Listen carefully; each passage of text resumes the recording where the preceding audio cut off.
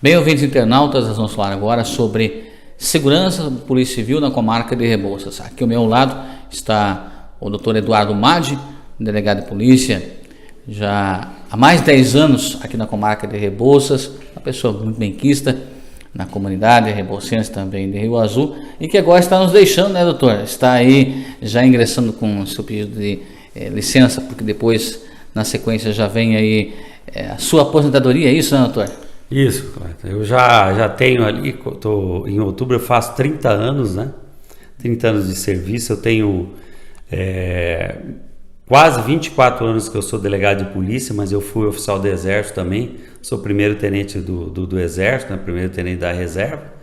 E aí agora, depois de outubro, né? Já me aposento, vou me dedicar um pouco ao doutorado em História, que eu quero terminar, me dedicar aos meus filhos também, né? Que todos os meus filhos estudam fora, né? Eu acho, como muita gente diz, é cedo, mas eu acho que eu já contribuí bastante para a questão de segurança pública, né? As pessoas não sabem o quão é desgastante. Eu até brinquei com minha filha, formada em Direito, formou, falou: olha, filha, o único pedido do pai que eu tenho para você, se possível, não vai ser policial, né? Seu pai era escrivão, né? Era policial, então é desgastante. Aqui no interior a gente fica com o celular ligado 24 horas por dia, tá? Nós não temos delegado substituto, e a criminalidade está aumentando a passos largos, né? A gente tem observado isso, e a falta de investimento também em segurança pública, a falta de gestão em segurança pública, então acaba nos alarmando. Hoje é uma das maiores preocupações de todo o rebouçense, o de Rio Azul, de Irati, da região paranaense, é realmente a questão de segurança pública. Pois é, doutor Eduardo, esse tempo que o senhor esteve aqui na nossa comarca, qual foi o avanço principal que o senhor considera uma conquista na segurança e qual foi a maior dificuldade? Olha, na realidade é o seguinte, eu vou dar exemplos práticos aí para a população. Quando eu fui delegado em Campo Mourão, em 96, eu não era chefe, tinha um delegado-chefe lá, eu estava no começo da carreira, nós éramos em 5 delegados. Se tivesse 3 homicídios no ano, caía a chefia, mudava o delegado. Hoje deve ter 20, 30 homicídios no ano e são 2 delegados. Então é um problema, não é, quando eu falo da falta de investimento, não é só em relação a esse governo. Isso tem acontecido em vários governos, tá? Chegando a números alarmantes. Nós temos o problema da presença de preso, né? E às vezes até a população entende errado, fala, mas o cara tem que sofrer, não sei o que, tal. O Estado tem que dar condição para o cara se recuperar. É isso que ele tem que fazer. Isso é função do Estado. O que tem hoje nas delegacias de polícia, nas cadeias, são uma universidade, né? O cara, a gente coloca tudo junto, vai socando lá. O cara que furta vai com o cara que rouba, o que rouba furta vai com o traficante e tal. E aí eles vão trocando experiência. É degradante, é uma coisa angustiante, né? E também prejudicial ao próprio policial, né? Nós aqui no nosso município nós temos 25 presos, chegamos a ter 35 presos. Eu em Guaíra cheguei a ter 200 presos e um funcionário cuidando. E aquele policial civil que está cuidando do preso, primeiro que ele não recebeu orientação para isso, não recebeu qualificação. Segundo que ele está em desvio de função. Então às vezes as pessoas teve aqui esses dias, nós tivemos um problema aqui relacionado ao homicídio, né? Só esse ano 3 homicídios em Rio Azul, né? Nós tivemos um problema desse, o policial civil não pôde se deslocar até lá, a polícia militar vai até o local do crime, tem que esperar 4, 5, 6 horas, às vezes 8 horas do deslocamento do ML da criminalística, né? A população não sabe, mas a nossa cidade pertence à subdivisão de Ponta Grossa, né? Rebouças aqui, Rio Azul, Irati, Inácio, toda a região pertence a Ponta Grossa. Ponta Grossa é a maior subdivisão em extensão. Ela vai de Rio Azul a Sengessa, quase São Paulo. E o ML também, né? O governo comprou 3 rabecão lá e tem um motorista. Então é essa dificuldade. A população acaba não sabendo desse dia a dia.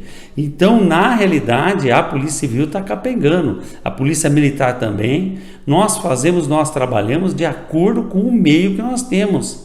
Não dá para fazer milagre, gente, não dá. Se não houver investimento e gestão consciente, tá? Nesta questão da segurança pública, a tendência é piorar. Agora, com a sua saída agora, com a sua licença, quem que responde aqui pela Delegacia de Rebouças? Esse é um outro problema, né? Já foi falado com o Dr. James, nosso juiz, Dr. José, nosso promotor, o Alessandro, presidente da Câmara aqui de Rebouças, tal, da minha preocupação. Porque o que acontece? Eu saí de licença agora, licença especial, devo mais tarde sair de licença eleitoral e aposento em outubro. O certo é que eu já fosse recolhido para Curitiba. Para quê? Para que abrisse vaga. Nós temos 30 delegados que vão se formar agora. O governador do Beto Richa tinha nomeado 20, nomeou mais 10. Na calada na noite, conseguimos que mais 10 fossem nomeados. Para que abra vaga. Porque o que vai acontecer? Quem está respondendo pela Delegacia de Rebouças é o Dr. Paulo, que é da Delegacia de Irati. É grande a demanda de ocorrências de flagrância na Delegacia de Irati. Tá? Não tem como o andamento das coisas serem normais, vão ser prejudicados. E você imagina se não abrir vaga. Se não abrir vaga, nós ficamos aí pelo menos um ano sem delegado de polícia. E ele só vai tocar os inquéritos de réu preso. Homicídio que gera uma certa comissão e inquérito de réu preso.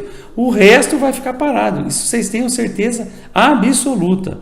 Não dá para se fazer milagre. Então, quem está respondendo agora, por enquanto, é o Dr. Paulo de Irati. Deve fazer um rodízio também, porque ele vai casar nos próximos meses, aí vai ser feito o rodízio. Aí vai a doutora Emanuela em Imbituva, aí prejudica Imbituva, vai o Dr. Rodrigo de Teixeira, aí prejudica Teixeira. Chegando ao ponto até o Dr. Plínio em Palmeira responder pela delegacia. Ou seja, sempre um eterno problema para a Polícia Civil servir como gostaria a contento da população. Com certeza, eu separei alguns crimes aqui que eu solucionei na região aqui, tá? A carreira de policial realmente chega a ser embriagante, né? O vício, a adrenalina, a gente solucionar o crime. Solucionei meia dúzia de crimes aqui, todos os crimes são de grande importância para nós, tá? Toda solução, seja o furto de um botijão de gás, né, até um homicídio, mas é evidente que eu separei algumas coisas que geraram mais comoção social, geraram mal mídia para dar uma ideia à população do que é o nosso fazer, do que é o nosso dia a dia. Agora, não tem como fazer milagre. Quais seriam esses crimes então, doutor? Bom, eu estou aqui na região há mais de 10 anos, né, que eu vim aqui para a região, e desses crimes aí eu posso citar. Eu cheguei aqui acho que foi em novembro de 2007, e já em dezembro de 2007 teve aquele roubo do malote da J. Araújo em Irati, tá?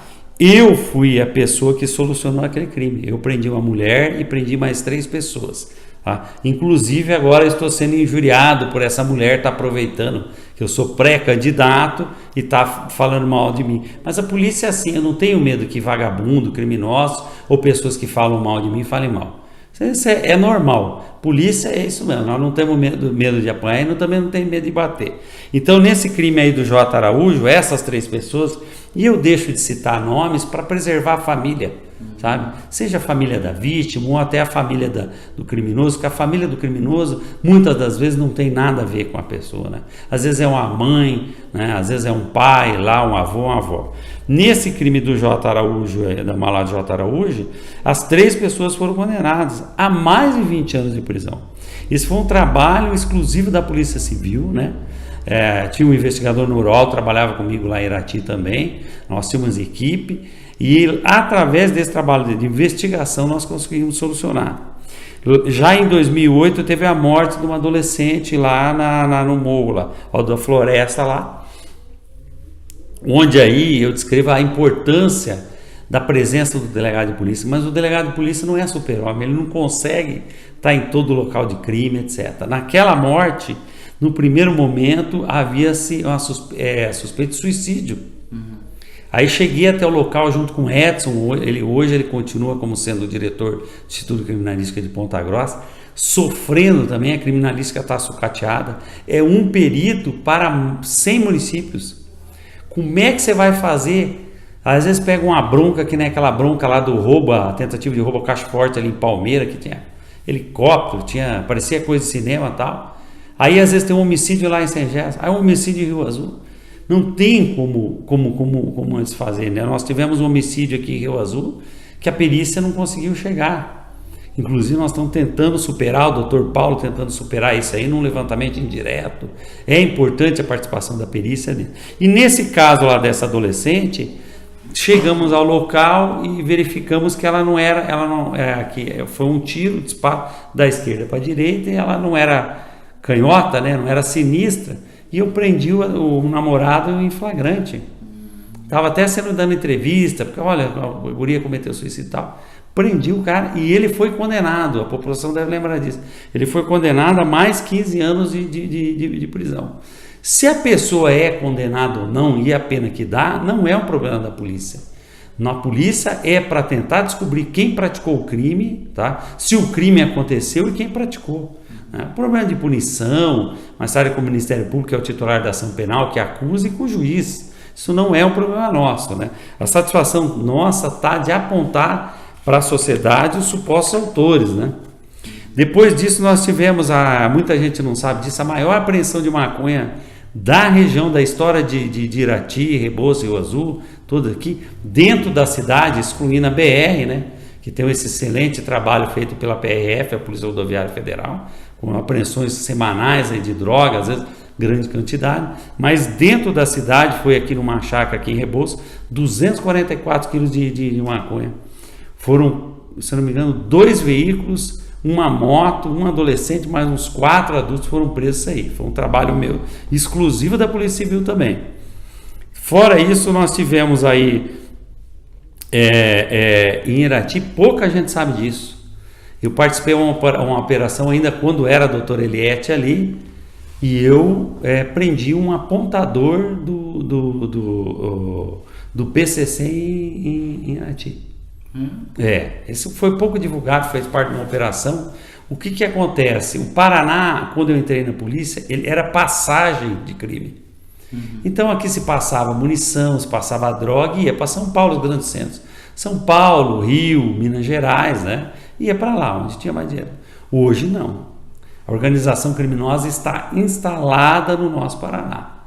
Nós temos advogados trabalhando para o PCC, né? Tem esquemas, e um dos esquemas é o seguinte: o traficante cai preso, o PCC acaba sustentando a família dele. Então essa pessoa que foi presa em Irati, uma operação de fora, eu prendi ele fazia o apontamento, né? O apontamento da despesa da família, da organização, e cobrava dos outros traficantes. Foi preso também. Nós tivemos aqui mais recente do taxista do Milo, que gerou certa comissão social aí, e é um exemplo crasso de como trabalha a Polícia Civil. A Polícia Civil ela tem que trabalhar na técnica. Houve aquele roubo ao Milo, no outro dia foram conduzidos 2 adolescentes e um adulto até a delegacia. Essas pessoas foram interrogadas, não cabia o flagrante, tá? Foi verificado calmamente, sem tumulto, o álibi deles, né? Onde eles estavam, tal. Um mês depois eu derrubei o crime. Essas 3 pessoas que naquele primeiro momento foram conduzidas à delegacia não tinham nada a ver com aquele crime. Eram 3 outros adolescentes, tá? Que tinham praticado o crime. Do mesmo jeito, nós tivemos agora a morte já em Rio Azul, daquela senhora, não vou citar nome, porque a família está acompanhando. Ela tinha uma medida protetiva, né? Mas ela foi atendida na delegacia, foi solicitada a medida protetiva, foi encaminhada ao juízo. Nesse inteirinho, o companheiro dela foi interrogado, o inquérito relatado, montado fora. Nesse período, o companheiro dela, já com a medida protetiva, foi até um posto de saúde que ela estava, tá? Mas ele não ameaçou ela, ele não bateu nada. O que é a lei? E aí a importância da gente aprender a votar, os nossos legisladores, os nossos deputados, é aqueles que fazem a lei. O que a lei previa? Que eu só deveria comunicar ao fórum que foi feita. Hoje há uma modificação, já modificaram a lei. Agora o descumprimento da medida protetiva já cabe em flagrante, né? Então esses são os crimes, e essa pessoa, o suspeito, que a gente fala que é suspeito, que ele só vai ser culpado depois condenado, ele está preso. Inclusive ontem foi presa mais uma pessoa com suposto envolvimento lá. Nós não sabemos até onde que vai, porque o inquérito está sendo tocado pelo Dr. Paulo. Então esses eu acredito que são os crimes que mais geraram comoção, mais exemplos, nos 10 anos que eu estive aqui, né? Mas eu sei que eu fui delegado em Guaíra e em outros lugares aí. Bem, estamos conversando com o delegado Dr. Eduardo Madi, fazendo então uma síntese do seu trabalho aí como profissional na área de segurança pública, delegado de polícia, de carreira, e fazendo então um relato do seu trabalho. Agora, doutor Eduardo, o senhor falou no inicial, o senhor também vai entrar em licença eleitoral. O senhor é pré-candidato a deputado, é isso? Isso. Toda essa falta de gestão, tá, na questão de segurança pública, toda essa falta de conhecimento dos nossos legisladores, né, os nossos deputados estadual e deputado federal, motivou a Associação dos Delegados de Polícia do Paraná a lançar vários candidatos. Nós temos, são pelo menos 4 ou 5 delegados, colegas meus, que vão ser candidatos a deputado estadual. Nós temos o deputado Recalcati, que é candidato à reeleição, já é deputado. E eu vou sair representante da classe, o único delegado de Polícia Civil do Paraná, candidato, sou pré-candidato, né? Temos que passar pela convenção, pré-candidato a deputado federal. Tá? Tudo isso foi motivado pelo quê? Primeiro, o aumento indiscriminado da criminalidade. Nós estamos boquiabertos com o aumento dessa criminalidade. O Paraná, como eu falei, era passagem, não é mais passagem. Está enraizado o problema das organizações criminosas, PCC e outras no Paraná. Isso é um perigo, nós moramos com criminosos, estão do nosso lado, a gente às vezes nem fica sabendo. Tá? E a falta de investimento, de um projeto concreto, coerente com a questão da segurança pública. Muita coisa pode fazer, evidentemente que demanda dinheiro, demanda finanças, né? Mas aí a pessoa fala, mas é fácil você falar, vai tirar dinheiro da onde? Bom, é só você ir até Irati e ver aquele teatro que já está lá inacabado. Quantos milhões foram gastos? 10 milhões, 8 milhões? E diz que falta mais uns 6, 8 milhões? Quer dizer, 20 milhões. Com 20 milhões a gente já não tinha um centro de detenção provisória, a gente já não tinha um educandário, um centro de ressocialização para adolescente. Mais ML? Mais ML, não tem um ML regional. A nossa Polícia Civil de Irati tem que ser transformada em subdivisão, tá? Quando se transforma uma companhia em companhia independente, como é a companhia hoje, a tendência é transformar a regional em subdivisão. E a nossa companhia tem que ser transformada em batalhão. Não só pela questão de índice de criminalidade, mas pela distância e a área de abrangência. É a maior subdivisão que tem, né? Tudo isso são aspectos que geraram a Associação Delegado de Polícia a gente se envolver com política. Mesmo que certas pessoas tenham asco, olha, eu não quero me envolver com política, etc. É a política que gera os nossos tributos, do nosso dia a dia, gente. E até a própria valorização do profissional, né?